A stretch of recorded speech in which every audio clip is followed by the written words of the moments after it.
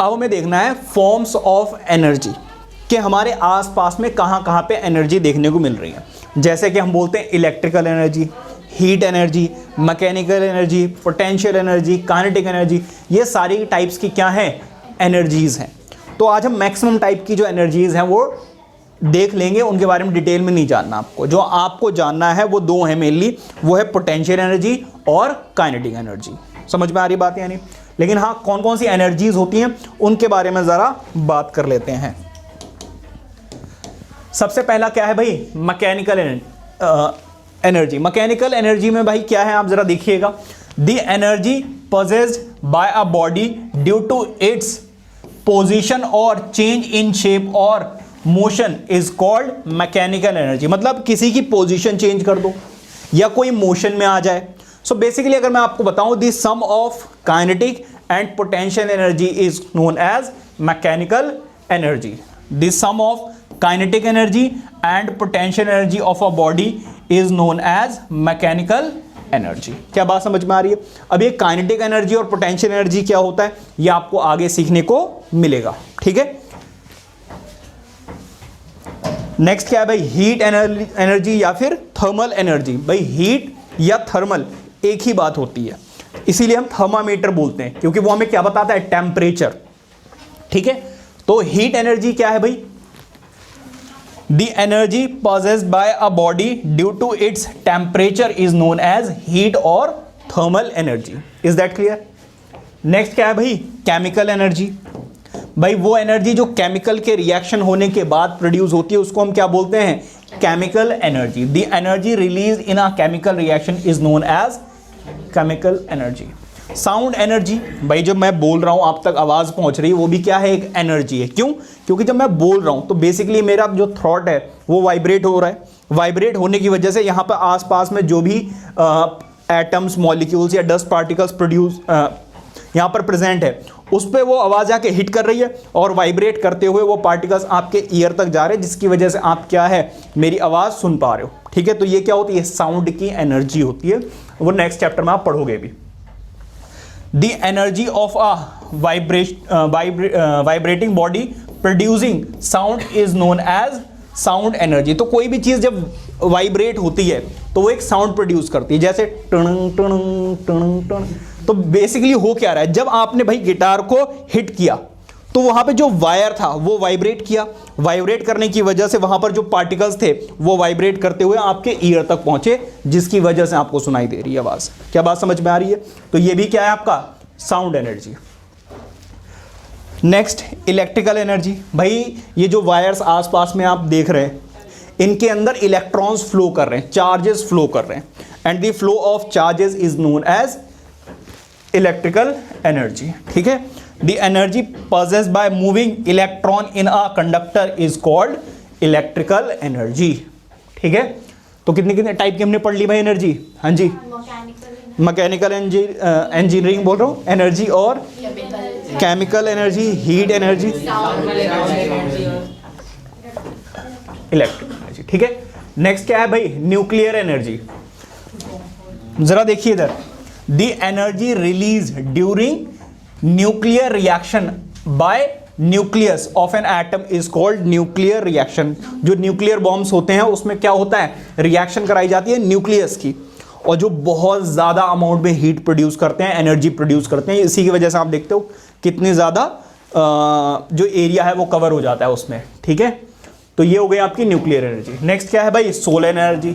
Solar energy के बारे में आपको ज़्यादा बताने की ज़रूरत नहीं, आपने देखा होगा पैनल्स वगैरह ऊपर लगाए जाते हैं, तो वो क्या कर रहे हैं, सन की लाइट से, हीट एनर्जी से क्या करते हैं, इलेक्ट्रिकल एनर्जी कन्वर्ट करते हैं। ठीक है, तो जब सन की हीट से, सन की एनर्जी से लाइट बनाई जाती है तो उसको बोलते हैं सोलर एनर्जी। ठीक है, the energy radiated by the sun is known as solar energy. ठीक है, तो जो सन रेडिएशन छोड़ रहा है, जो हीट पहुंचा रहा है हम तक, वो उस एनर्जी का क्या नाम है, सोलर एनर्जी। ठीक है, इसीलिए सोलर पैनल कहते हैं, क्योंकि हम सन की एनर्जी को ही यूज करके इलेक्ट्रिसिटी बनाते हैं। ठीक है, नेक्स्ट क्या है भाई, लाइट एनर्जी। देखो मैं आपको दिख रहा हूं, ये डिजिटल पैनल आपको दिख रहा है, किसकी वजह से, लाइट की वजह से। देखो एक होता है इलेक्ट्रिसिटी, दूसरी होती है लाइट।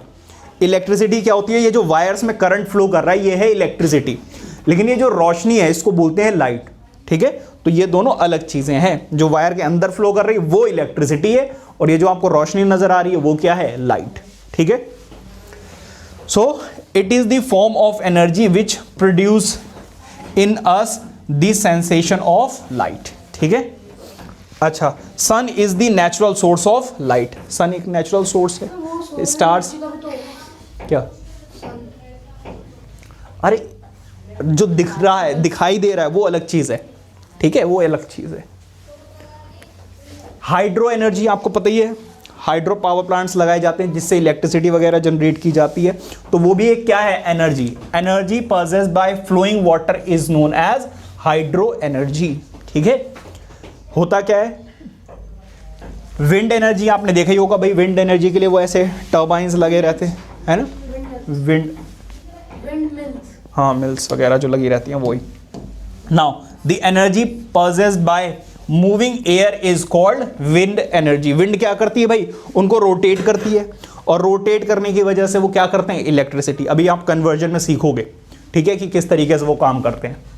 अभी तो बस हम क्या देख रहे हैं, टाइप्स ऑफ या फॉर्म्स ऑफ एनर्जी, कितने तरीके की होती हैं। आपको ये सब नहीं पढ़ना है, समझ में आ गई बात, कहने सिर्फ डेफिनेशन लर्न कर लेना, बाकी आपको इनके बारे में डिटेल में नहीं जानना है। डिटेल में हमें काइनेटिक एनर्जी और पोटेंशियल एनर्जी के बारे में पढ़ना है। ठीक है, now ocean thermal energy, the energy possessed by ocean due to temperature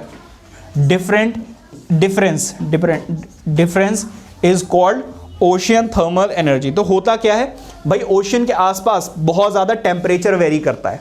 जैसे दोपहर में जाओगे तो बहुत ज़्यादा गर्मी होती है, मॉर्निंग में इवनिंग में थोड़ा ठंडा रहता है, तो वहाँ पे टेम्परेचर कंटिन्यूसली चेंज होता रहता है। तो उस एनर्जी को हम क्या बोलते हैं, ओशियन थर्मल एनर्जी या फिर OTE। जियोथर्मल एनर्जी, भाई जियोथर्मल एनर्जी क्या होती है जरा देख लीजिए। The energy present inside the earth due to hot rocks is called geothermal energy. आपने देखा होगा वोल्केनो वगैरह के बारे में पढ़ना होगा, तो हमारे अर्थ के अंदर बहुत सारे हॉट रॉक्स प्रेजेंट है। ठीक है, तो वो उसकी वजह से क्या है, एनर्जी आती है ना, और उसकी इसी एनर्जी को हम क्या बोलते हैं, जियोथर्मल एनर्जी। हाँ जी भाई,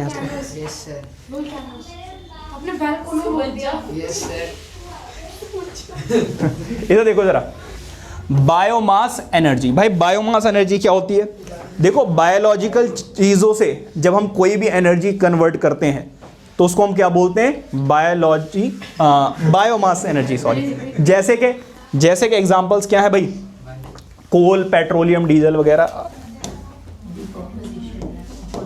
देखो जरा, the energy obtained from the decomposition of organic matters is called biomass energy. ठीक है, डीकम्पोजिशन का मतलब होता है ब्रेक डाउन, जैसे नेचुरल गैस आपको मिलती है। ठीक है, डीकम्पोजिशन का मतलब होता है जब कोई चीज ब्रेक डाउन होना किसी चीज, जब कोई चीज सॉइल में हो जाती है, हर तरीके से नेचुरल होता है। डीकम्पोजिशन का मतलब होता है ब्रेक डाउन, किसी भी चीज का छोटे छोटे पीसेस में टूट जाना। ठीक है, इसने बस वही पढ़ा, डीकम्पोजिशन ऑफ। टाइडल एनर्जी, भाई टाइडल एनर्जी जरा देख लीजिए, ज्यादा डिटेल्स में नहीं जाना है, इधर देख लो जरा। जैसे कि अगर आप बात करें, कई सारे ना, समझो ऐसे कि ओशियन एरियाज में कुछ ऐसे पार्ट्स रहते हैं जब बीच में क्या रहता है, गैप्स रहते हैं, और यहां पर क्या होता है भाई, वाटर फ्लो कर रहा होता है, कंटिन्यूअसली वाटर फ्लो कर रहा होता है। तो वाटर की जो वेव्स हैं आके इसको हिट करती हैं, और जब हिट करती हैं तो ये वाटर क्या होता है, ऊपर चला जाता है, ऐसे ऊपर भी चला, वो यहां भी भर जाएगा जाके, है ना।